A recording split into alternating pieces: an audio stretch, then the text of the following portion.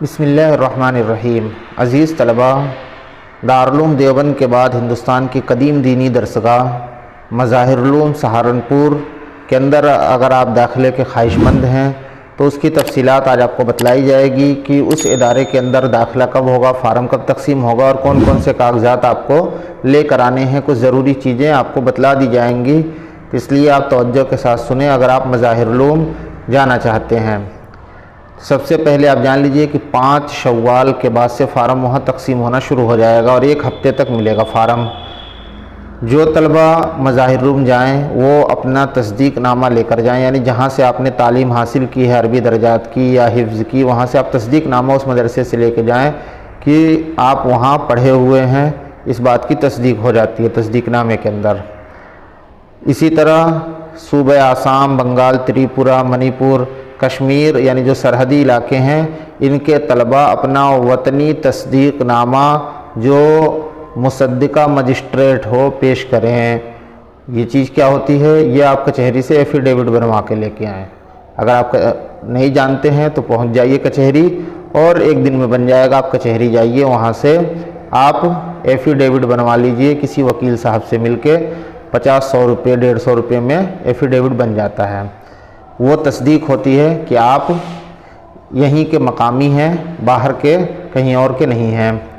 تو یہ ایفیڈیوٹ بنوا کے لانا ہے صرف سرحدی علاقے کے بچوں کو جو بارڈر پہ رہنے والے ہیں، اور اس کے علاوہ جو طلبہ ہیں ان کے لیے یہ چیز ضروری نہیں ہے، ان کے لیے آدھار کارڈ ضروری ہے۔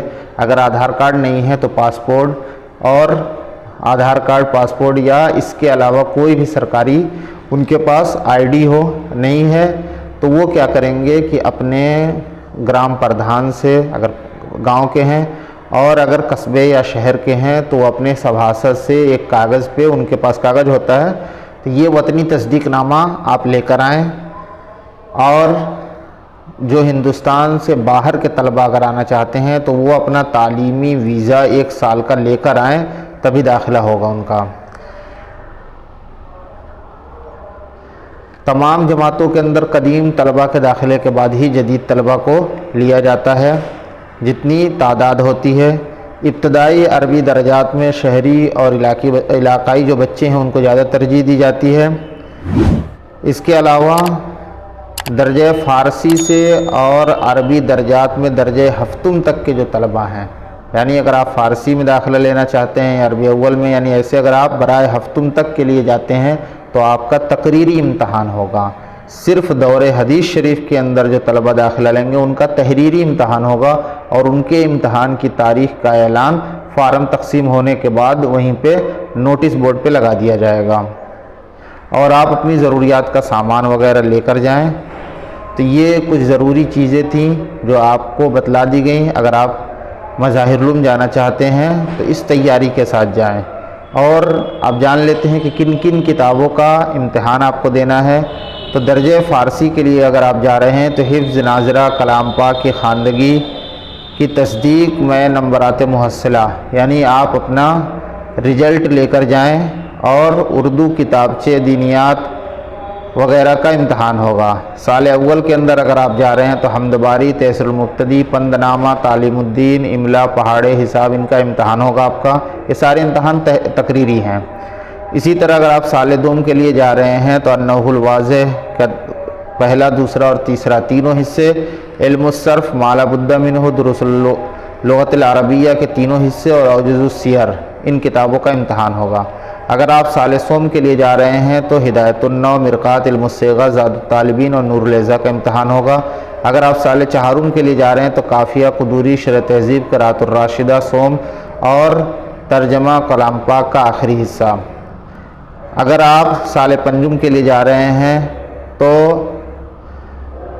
قطبی کا امتحان ہوگا، کنز الدقائق کا، اور ترجمہ قرآن کا، اصول الشاسی کا۔ اگر آپ سال ششم کے لیے جا رہے ہیں تو مختصر المعانی، ترجمہ کلام پاک، شرح وقایہ، نور الانوار کا امتحان ہوگا۔ اگر آپ سال ہفتم کے لیے جا رہے ہیں تو جلالین، ہدایہ اولین، ریاض الصالحین اور مقامات حریری کا امتحان ہوگا۔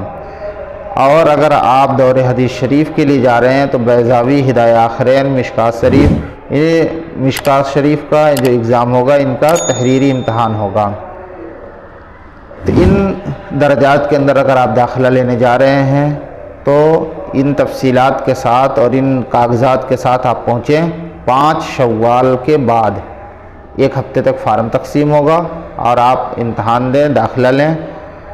تو اس کے علاوہ اگر آپ کچھ معلوم کرنا چاہتے ہیں یا کسی اور شعبے میں داخلہ لینا چاہتے ہیں مظاہر علوم کے، اس کے بارے میں اگر آپ معلومات حاصل کرنا چاہتے ہیں تو آپ کمنٹ کریں، اس کے بارے میں بھی آپ کو معلومات دی جائے گی۔ اس کے علاوہ کسی بھی دینی ادارے، بڑے جو دینی ادارے ہندوستان کے، اگر کسی دینی ادارے میں آپ داخلہ لینا چاہتے ہیں تو اس کے بارے میں آپ کمنٹ کریں، آپ کے سوالوں کا جواب دیا جائے گا انشاءاللہ۔